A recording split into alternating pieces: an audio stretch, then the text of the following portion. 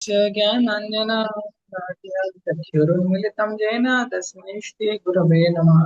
नमो विष्णुपादाय कृष्णपृष्ठाय भूतले श्रीमते भक्तिवेदान्त स्वामिनेति नामिने। नमस्ते सारस्वते देवे गौरवाणी प्रचारिणे निर्विशेष शून्यवादी पाश्चात्यदेशतारिणे।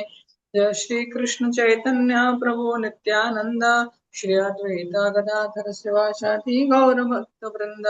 हरे कृष्णा कृष्णा कृष्णा हरे हरे, हरे राम राम राम हरे हरे। हरे कृष्ण आमे श्रवण करिबा रसराज श्री कृष्ण पुस्तक जय श्रील प्रभुपाद द्वारा लिखित होइछि। श्रील प्रभुपाद इस्कन संस्थापक आचार्य जगत गुरु श्रील प्रभुपाद की जय। आमे एटी पढुतले जोगर कर्मर कौशल कौन, जो कर्मर बंधन रे आमे पाप व पुण्यर बंधन रे आमे पड़िबानी, से बड़ी जोग से बड़ी कर्मर कौशल कौन। कौशल है आमे अध्यात्म ज्ञान रे रहिकी आमे जे कोनसी कार्य इत्यादि करिवा आउ चेतना स्तर रे रहिकी कि आमे शरीर नुहे ता सहित ए परात्परीय सोपान अर्थात आध्यात्मिक जगत को उन्नति करिवार जो स्टेप्स अछि सेतरे आमे कोन करिवा चेतना स्तर रे कार्य करिया उचित, बुद्धियुक्त होवा उचित। तो प्रभुपाद ए बुद्धियुक्त विषय रे कहिबे एबे एई पैराग्राफ को पढिबा। भगवद गीता रे भगवान कहिसंती जे जे बुद्धियुक्त से होछि मनीषी ना। तो जे बुद्धिमान बुद्धि रे युक्त होइके अछि से हेले मनीषी ना। मनीषी माने मननशील, तो मनीषी ना यह अति तात्पर्यपूर्ण शब्द। मनीषी शब्दर अर्थ चिंताशील। जदि जने चिंताशील नुहे ताहले से जे निजे एई शरीर नुहे ए कथा बुझी परिबो नाही। तो सब लोक तो बंचुचंती, छोट होचंती, छोटरू बड़, बड़रू जन्म होचंती, छोट हेले बड़ हेले वार्धक्य आसिला मृत्यु हेले समस्ते एई शरीर चेतना सेमाने समस्ते जानचंती मु ए शरीर शरीर को सुंदर करिकी सफा सुतरा रखिबार अछि, सजेबार अछि। आ शरीर संबंधी जो व्यक्ति रहिले तांकर कथा बुझिबार अछि, तांकर सेवा करियार अछि, जहाँ सब बुझिले जीवन सारा। किंतु यदि चिंताशील है नथिबो चिंताशील है नथिबो ताहले से बुझी परिबनी से शरीर नुहे बोली। बुझिला जने चिंताशील माने कोन, यदि जने भाबिबनी कि वास्तव रे मु किए से तोले से जानिबो कि नै मु तो शरीर। यदि जने भाबिबनी से जने जानिबो मु शरीर, शरीर को मते बड़ पाइबार अछि, बड़ करियार अछि, पुष्ट पुष्ट करियार अछि, सशक्त करियार अछि, से आई भाबिबो। तेणु से जानि परिबनी। मात्र जदि जने सामान्य चिंताशील होइताय ताले से बुझी परिबो मु ए देह नुहे मु चेतना। तो यदि टिकिए कार बुद्धि रहिथिबो सेतिके चिंता करे वस्तुरे मु किए, मु तो हाथ गोड़ किए पचारिबा हमकु आमे कोन ए हाथ एटी प्रभुपात कहबे। तो बेले बेले आमे हमर अवसर समय अनुधान कर परिबा। जेतले आमे फ्री रे बसुचे त आमे कोन देखि परिबा, ए हेउची मोर अंगूठी, एटा हला मोर अंगूठी, या मोर हाथ, या मोर आखी, या मोर नाक, या मोर सब किछि मोर। हेले मु कोन, मु किए? तो यह मोर जेतले मु कहूची मोर ताले मु अलगा, मोर जो जिंस ताको अलगा। तेणु से मु किए निज भीतर से अनुभव करिवो जे से होची मु। छोट बेले मो ना थिला जहा बड़ हली मो ना से रहिला, कारण मोर ना संगे मु परिचय को जोड़ी की रखिछि।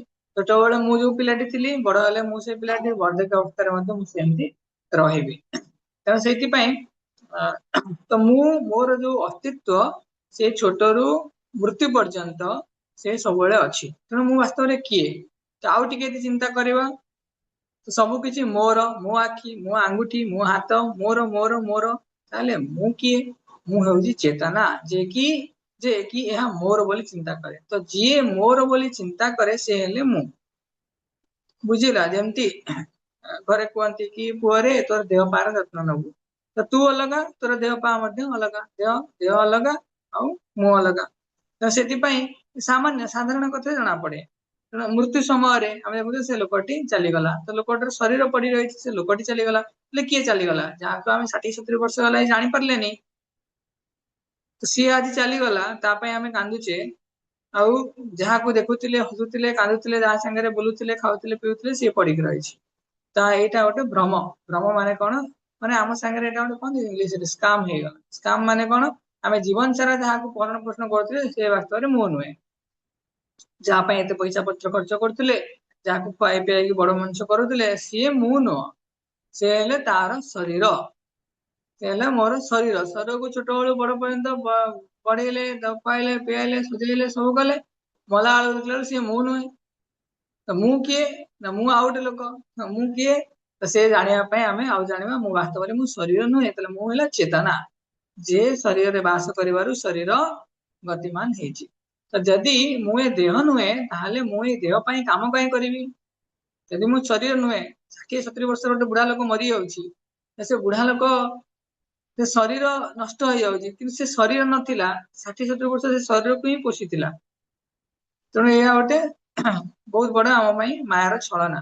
ତେଣୁ ବରଂ ମୁଁ ମୋ ନିଜ ପାଇଁ, ତେଣୁ ମୁଁ କଣ କରିବା ଦରକାର, ମୁଁ ମତେ ଚିହ୍ନିବା ଦରକାର ଆଉ ମୋ ନିଜ ପାଇଁ କାମ କରିବା ଦରକାର। ମୋ ଶରୀରଟା ତ ମୋର ନୁହଁ, ଶରୀରଟା ମୁଁ ନୁହେଁ, ଶରୀରଟା ମୋର ବି ନୁହଁ, ପ୍ରକୃତିରୁ ବନା ହେଇଛି, ପ୍ରକୃତିରେ ନଷ୍ଟ ହେଇଯିବ। ତାହେଲେ ମୁଁ ମୋ ନିଜ ପାଇଁ କାମ କିପରି କରିବି? ପ୍ରକୃତିରେ ମୋ ସ୍ଥିତି କଣ? ମୁଁ ହେଉଛି ଚେତନା, ମୁଁ ଜଣେ ବ୍ୟକ୍ତି ଆଉ ମୁଁ ଆତ୍ମା, ବୁଝିଲା? ତ ମାତ୍ର କି ପ୍ରକାର ଚେତନା? ତାହା ହେଉଛି ଅଧସ୍ତନ ଚେତନା, ପରମ ଚେତନାର ମୁଁ ଅଂଶ ବିଶେଷ। ମୁଁ କିଏ? ମୁଁ ଜଣେ ବ୍ୟକ୍ତି। ମୁଁ କିଏ? ମୁଁ ଜଣେ ଆତ୍ମା। ମୁଁ କିଏ? ମୁଁ ଭଗବାନଙ୍କର ନିତ୍ୟ ସେବକ। ତିନିଟା ଜିନିଷ କହିଲି। ତାହେଲେ ମୋ କାମ ସବୁ କଣ ହବ? ଯଦି ମୁଁ ପରମ ଚେତନା ଭଗବାନଙ୍କର ଅଂଶ ବିଶେଷ, ତାହେଲେ ମୋର କାମ ସବୁ କଣ? ମୁଁ କଣ କରିବା ଦରକାର? ଅଫିସରେ ଯେପରି ଜଣେ ପରିଚାଳନା ନିର୍ଦ୍ଦେଶକ ଅଛନ୍ତି, ସେ ହଉଛନ୍ତି ପରମ ଚେତନା। ଭାବନ୍ତୁ ଯେ ସବୁ କିଛି ସଞ୍ଚାଳିତ କରୁଛନ୍ତି ସିଏ ହେଲେ ଭଗବାନ। ଠିକ ସେଇପରି ମୋର ଯେତେ ସବୁ କାମ ତାହା ସେଇ ପରମ ଚେତନା ଦ୍ଵାରା ପରିଚାଳିତ ହେବ। ଅଫିସରେ ଜଣେ ମ୍ୟାନେଜର ଥାଆନ୍ତି, ତାଙ୍କ ନିର୍ଦ୍ଦେଶ ଅନୁସାରେ ବିଭିନ୍ନ କାର୍ଯ୍ୟ ଇତ୍ୟାଦି କରାଯାଏ। ତେଣୁ ସେଇଥିପାଇଁ ଅଫିସରେ ଯେମିତି ତାଙ୍କର ମ୍ୟାନେଜରଙ୍କ ନିର୍ଦ୍ଦେଶରେ ସବୁ କାମ କରାଯାଏ, ଗୋଟେ ଲୋକ ଯିଏ ପିଅନ ଥିବ କି ଆସିଷ୍ଟାଣ୍ଟ ଥିବ ସେ କରେ, ସେମିତି ପରମ ଚେତନା ଭଗବାନଙ୍କର ଅଧ୍ୟକ୍ଷତାରେ ମୁଁ ମଧ୍ୟ କାର୍ଯ୍ୟ କରିବି। ଟିକେ ରୁହନ୍ତୁ।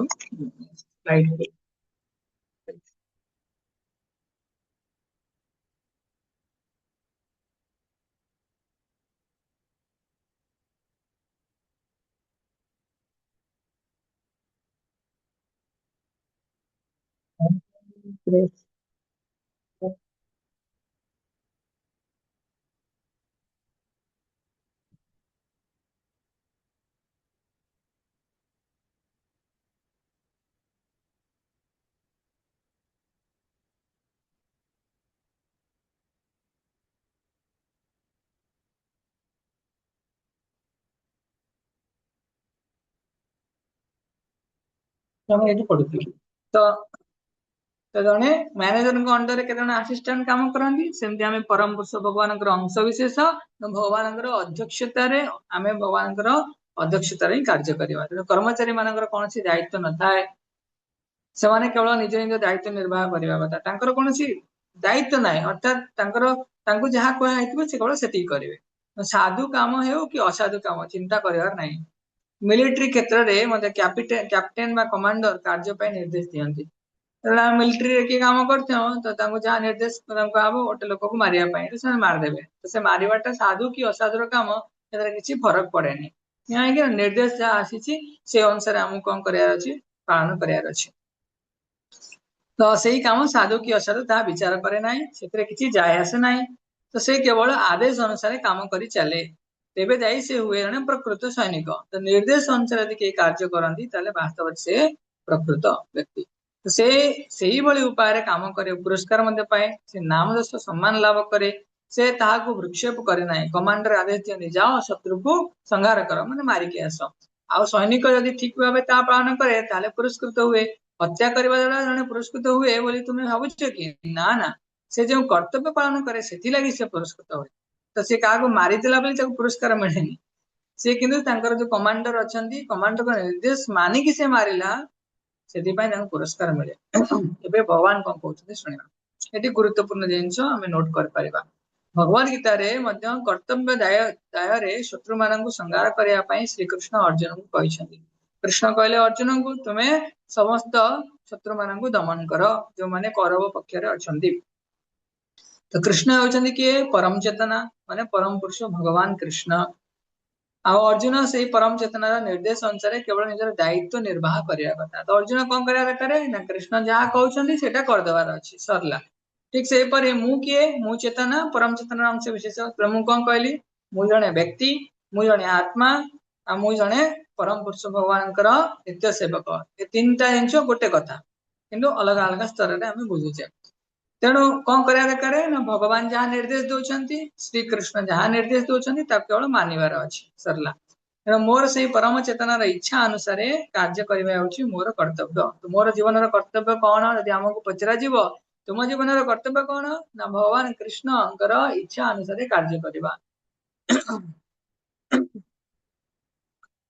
तो उदाहरण स्वरूप मोर हाथ मो हाथ मो देहर एक अंग ताहा मो चेतना अनुसार गतिशील हुए तो मोर चेतना अनुसार काली कहूली आमर जो कर्मेन्द्रिय मान अच्छा तो आमर प्राण प्राण कौन करे कर्मेन्द्रिय को गतिमान कराए तो ता निज इच्छा अनुसार आम हाथ गुड़क निज इच्छा अनुसार कम कर आम जमी चाहूबा जमी कर निज इच्छा अनुसार कर कौन है कौन पार्किंसन डिजीज तो निज इच्छा अनुसार हाथ गोड़ कम करे ना तो मुझे चाहे सेमती आखि गोड़ गति करे आखि खोले देखे अर्थात मु निर्देश दिए कारण मु अलग ए शरीर टा अलग तेणु मु मो शरीर विभिन्न अंग प्रत्यंग को निर्देश दिए से कार्य करते तेणु से आम जिते परम चेतना अनुसार गतिशील हवा एवं कार्य करवा ता निजको प्रशिक्षित करू से आम जावतीय साधु व असाधु कार्यकलाप ऊर्धु उठी परात्पर उठू तो जेमिति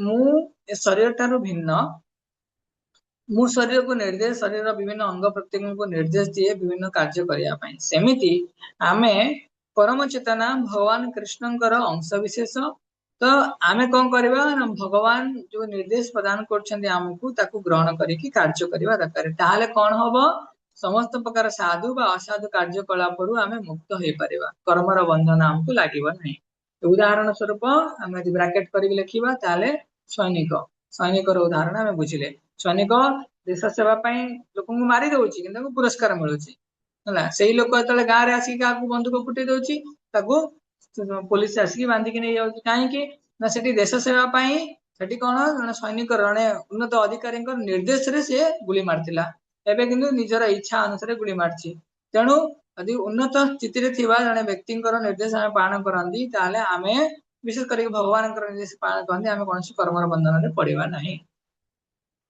यहाँ हूँ जोगर कौशल कौशल परिणाम कौन देख ये केवल करदे भगवान इच्छा मुताबक जो इच्छाटा गुरुदेव आमको प्रदान करती से इच्छा मुताबक आम कर्म करवा से कौशल कर्म करवा आम जन्म मृत्युर बंधन मुक्त हो आउ जन्म मृत्यु आमर हम ना माने मृत्यु पर आउ जन्म हम ना समझिले ओके आउ गोटे पैराग्राफ पढ़ा तो यही पैराग्राफ रे आम कौन पढ़िले आमर वास्तव परिचय कौन कि आम शरीर नुहे आम आत्मा आम जन व्यक्ति से आम चेतना अच्छी आम दिव्य परम चेतना अंश विशेष तो शरीर जमती आत्मा शरीर जमती आत्मार निर्देश अनुसार कार्य करे सेमती आम परमात्मा परम पुरुष भगवान निर्देश अनुसार कार्य करवा परिणाम कौन हम जन्म मृत्यु चक्र आम उद्धार पाइबा कौन से प्रकार कर्मर बंधन लगेनि एतिकी आम पॉइंट्स बुझिले एबे नेक्स्ट पैराग्राफ रे आधुनिक वैज्ञानिक और दार्शनिक माने जो बड़ बड़ वैज्ञानिक माने अछंती से एई चारिटी विषय चिंता करंती नाही चारटा जिनस चिंता करंती नाही जन्म मृत्यु रोग और जरा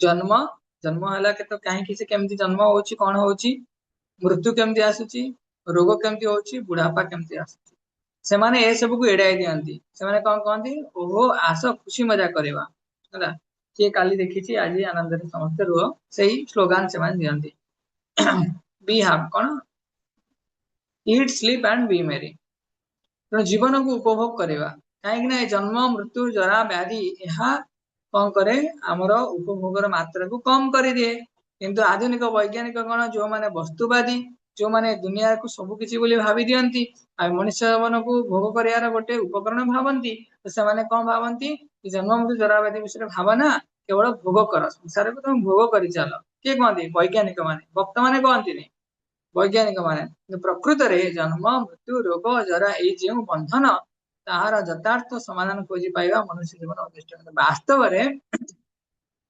जन्म मृत्यु जरा व्याधि ଏଇ ଯୋଉ ରୋଗ ଏଇ ସବୁ ସମସ୍ୟା ଅଛି ଚାରିଟି ବାସ୍ତବ ସମସ୍ୟା ଏଇ ସମସ୍ୟାର ସମାଧାନ ପାଇବା ମଣିଷ ଜୀବନ ଲକ୍ଷ୍ୟ। ତ ମଣିଷ ଜୀବନ ଲକ୍ଷ୍ୟ କଣ କୁହାହବ? ତାହେଲେ କଣ କହିବା? ପ୍ରଥମ ଲକ୍ଷ୍ୟ ତାପରେ ପ୍ରାଥମିକ ଲକ୍ଷ୍ୟ ଜନ୍ମ ମୃତ୍ୟୁ ଜରା ବ୍ୟାଧିରୁ ମୁକ୍ତ ହବା। ଯଦି କୌଣସି ସଭ୍ୟତା ଏଇ ଚାରି ଗୋଟି ସମସ୍ୟାର ସମାଧାନ ଖୋଜି ପାଇ ନାହିଁ ତାହେଲେ ତାହା ମନୁଷ୍ୟ ସଭ୍ୟତା ନୁହେଁ। କାରଣ ପଶୁ ମାନେ ଏ ବିଷୟରେ ଭାବନ୍ତିନି। ଯଦି ତାହେଲେ ଆମେ ଭାବୁନୁ ତାହେଲେ ଆମେ ଦି ଗଡିଆ ପଶୁ। କିନ୍ତୁ ଯଦି ଆମେ ଭାବୁଛୁ ଏ ସମସ୍ୟା କଣ, ସମସ୍ୟାର ବାସ୍ତବ ସମସ୍ୟା କଣ, ଜନ୍ମ ମୃତ୍ୟୁ ଜରା ବ୍ୟାଧି, ତାପରେ ସମସ୍ୟାର ସମାଧାନ କେମିତି ହବ ଆମେ ତାର ଉପାୟ ଖୋଜିବା ପାଇଁ ଚେଷ୍ଟା କରନ୍ତି, ତାହେଲେ ଆମେ ମଣିଷ ସଭ୍ୟତାରେ ଅଛେ। ଚାରି ଗୋଟି ବିଷୟ ସମ୍ପୂର୍ଣ୍ଣ ସମାଧାନ ଖୋଜିବା ପାଇଁ ମନୁଷ୍ୟ ଜୀବନ ଅଛି। ତ ମଣିଷ ଜୀବନ ଏଇ ଚାରିଟି ସମସ୍ୟାର ସମାଧାନ। ସମସ୍ୟା କଣ? ଚାରିଟି ସମସ୍ୟା ବାସ୍ତବ ସମସ୍ୟା ଜନ୍ମ ମୃତ୍ୟୁ ଜରା ଆଉ ବ୍ୟାଧି। ସେଇଥିଲାଗି ଭଗବାନ ଭଗବତ ଗୀତାରେ କଣ କହୁଛନ୍ତି? कर्मजम बुद्धि युक्त कर्मजम अर्थात ଯେଉଁଠି ଯେତେବେଳେ କ୍ରିୟା ଉତ୍ପନ୍ନ ହୁଏ ସେଇଠି ସେତେବେଳେ କିଛି ପ୍ରତିକ୍ରିୟା ଉତ୍ପନ୍ନ ହୁଏ। ଅର୍ଥାତ ପ୍ରତ୍ୟେକ ଯୋଉ କାମ କରନ୍ତି ତାର ଗୋଟେ ପ୍ରତିକ୍ରିୟା ଥାଏ। ଯୋଉ କାମ ଆମେ କରନ୍ତି ତାର ପ୍ରତିକ୍ରିୟା ଥାଏ। ମାତ୍ର ତାହା ଭଲ ହେଉ କି ମନ୍ଦ ହେଉ ଉଚ୍ଚତର ବୋଧ ଅନୁସାରେ ପ୍ରତିକ୍ରିୟା ମାତ୍ରେ ଖାଲି ଦୁଃଖ ଯନ୍ତ୍ରଣା। ତ ଏଇଠି ପ୍ରଭୁପାଦ କଣ କହୁଛନ୍ତି?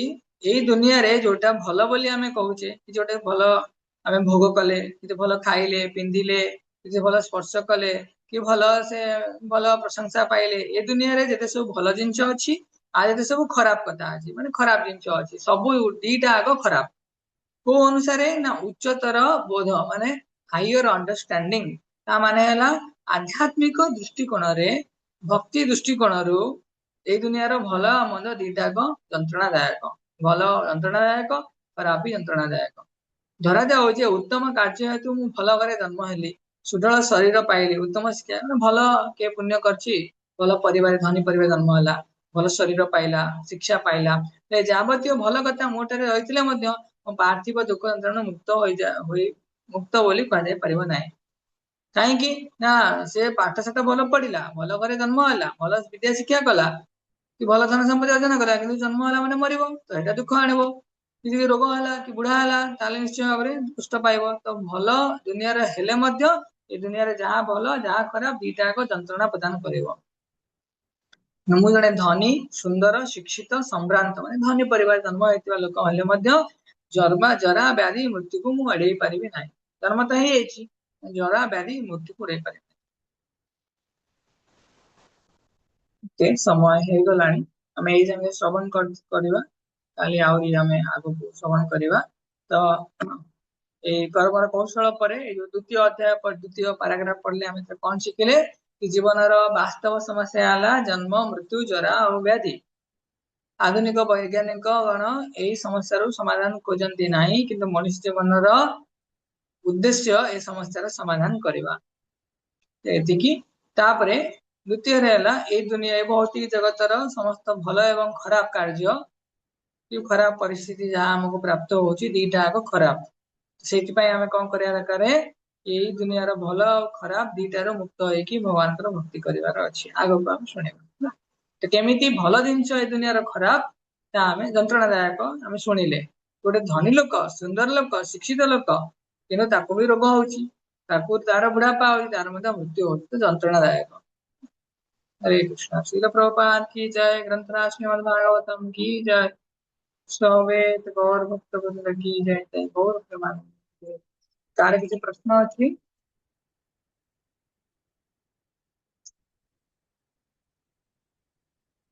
हरे कृष्ण। हरे कृष्ण प्रभु जी दंडवत प्रणाम। प्रभु जी आज सेशन में किसी ना कि गोटे क्वेश्चन अच्छे कि पूर्व जन्मर प्रतिक्रिया अनुसार माने पूर्व जन्म जहाँ भी आम कर्म करुचे ता अनुसार आम प्रतिक्रिया पाचे, तो आम कर्मटा कौन पाई करवा? आत्मार स्वभाव है सक्रियता, से सब किसी ना कि खाली बसी पारनी, तो कर्म कर फ्रेश कर्म करूनी ताले पूर्व जन्मर जोटा करिछि से भोग करिवो। पूर्व जन्मर जहाँ करछि हेल्पलेसली भोग करिवो, काहे ना एटा करि देछि, एबे केवल प्रतिक्रियाटा भोग करिवो। यदि से किसी सुधार आनिया पय चाहूछि ताले फ्रेश कर्म करिवो। कर्म न करिकि रहि पारिबनी, काहे ना आत्मार गढ़न सेमती ହେଇଛି, से निश्चय कोनटे गोटे करिवो। माने कहबो मु खाली बसी जीवी, ବସିଲେ ବି ସୂକ୍ଷ୍ମ ଶରୀରରେ ସେ କାମ କରୁଥିବ, ତାର ମନ ଇନ୍ଦ୍ରିୟ ମାନେ ତା ମାଧ୍ୟମରେ ସେ କାମ କରୁଥିବ। ମନ ସୂକ୍ଷ୍ମ ଶରୀର ଯୋଉ ରହିଲା ତା ମାଧ୍ୟମରେ କାମ କରୁଥିବ। କିନ୍ତୁ ଯଦି କହିବ କି ନା ମୁଁ କିଛି କରିବିନି, ସେମିତି ହେଇ ହିଁ ପାରିବନି। ସେ ଆଗେ ସ୍ଥୂଳ ଶରୀରରେ ହଉ କିମ୍ବା ସୂକ୍ଷ୍ମ ଶରୀରରେ ଯୋଉଥିରେ ହିଁ କାମ କରୁଥିବ। ବୁଝିଗଲା ନା? ଆଜ୍ଞା ପ୍ରଭୁଜୀ। କେହି ଫ୍ରେଶ କର୍ମ କରିପାରିବ, ନହେଲେ ପୂର୍ବଜନ୍ମ ଯାହା ଅଛି ହେଲ୍ପଲେସ୍ କି ଭୋଗ କରିବାକୁ ପଡିବ। ଆଉ କାହାର କିଛି ପ୍ରଶ୍ନ ଅଛି? ପ୍ରଭୁଜୀ ଯଦି ଆମେ ଫ୍ରେଶ କର୍ମଟା କରିବୁ ତାହେଲେ ଆମର ଯୋଉ ପୂର୍ବଜନ୍ମ ଯୋଉ ପ୍ରତିକ୍ରିୟା ଥିବ ସେଇଟା କଟି ଯାଇପାରେ? ନାଇଁ, ପ୍ରେସ୍ କର୍ମ କେବଳ ଶୁଦ୍ଧ କୃଷ୍ଣ ଭକ୍ତି କଲେ ପୂର୍ବ ଜନ୍ମର ସମସ୍ତ କର୍ମ କଟି ପାରିବ। ଅଲଗା କୌଣସି ଉପାୟରେ କୌଣସି କର୍ମ କଟିବ ନାହିଁ। ଭଗବାନ ଗୀତାରେ କହିଛନ୍ତି ସର୍ବଧର୍ମାନ ପରିତ୍ୟଜ୍ୟ ମାମେକଂ ଶରଣଂ ବ୍ରଜ ଅହଂ ତ୍ୱାଂ ସର୍ବ ପାପେଭ୍ୟୋ। ସର୍ବ ପାପେଭ୍ୟୋ ମୁଖ୍ୟ ସେ ମାନେ ଭଗବାନ ସମସ୍ତ ପ୍ରକାର କର୍ମର ପ୍ରତିକ୍ରିୟା ଯାହା ପୂର୍ବ ଅର୍ଜିତ ହେଇଯାଇଛି ତ ସେ ସବୁରୁ ମୁକ୍ତ କରିପାରିବେ କେବଳ ଶୁଦ୍ଧ କୃଷ୍ଣ ଭକ୍ତି କଲେ। ଅଲଗା କୌଣସି କର୍ମ, ଭଲ କର୍ମ ଖରାପ କର୍ମ ଏହା କଲେ ମୁକ୍ତ ହେଇପାରିବ।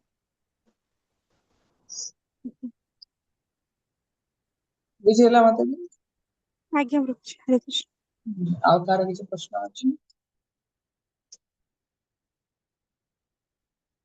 ହଉ, ଯଦି କିଛି ପ୍ରଶ୍ନ ନାହିଁ ଆମେ ଏଠି ରହିବା। କାଲି ଆମେ ମର୍ଣ୍ଣିଂ ରେ ନାମ ଜପ କରିବୁ। ସମସ୍ତେ ଚେଷ୍ଟା କରିବ ଜଲ୍ଦି ଉଠିକି ନାମ ଜପ।